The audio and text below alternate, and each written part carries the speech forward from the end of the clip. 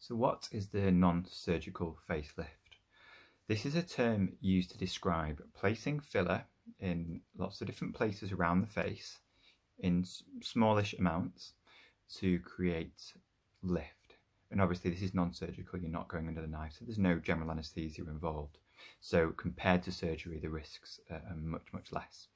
Now, if I just briefly talk about where, as an example, where this filler might be placed. As we get older, we often lose volume in the temples. So as the temples start to dip, this is a subtle sign of aging. So you can place filler around here.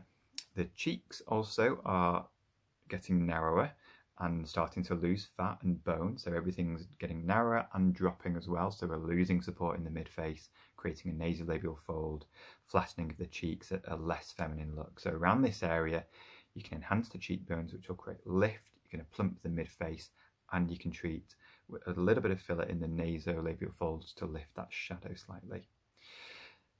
You can treat around the submalar area and the subzygoma, so that's the under cheek area, and the jawline, because this also is losing fat as we get older, and you start to see dips, especially in very thin people.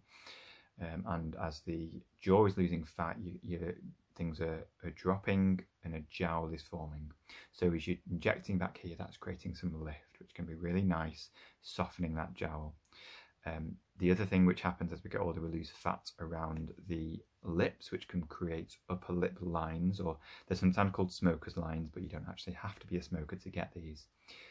You can put some filler in this area to again soften those lines, and actually in the lip itself.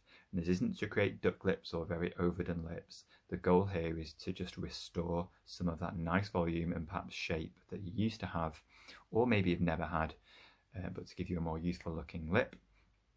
And then moving down from there, the chin, we tend to lose fat in the chin as we get older.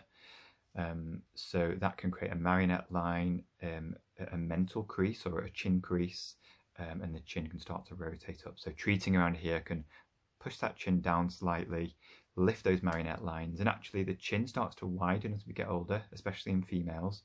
The ideal chin width for a female is the same as the nose. So if we can just inject a little bit here to bring that chin down into a slight more point, that will create the ideal heart shape from the nice enhancement of the cheeks that we've done down to a pointier chin. In males, it's the opposite. We're trying to create a sharper, wider chin. So that's just an example of how we might do a non-surgical facelift. The number of mils of filler definitely depends on the amount of loss of volume, loss of fat that you've had over the years, probably related to age as well. But anywhere from around 4 to, I think the most I've done in one sitting is about 15 mils.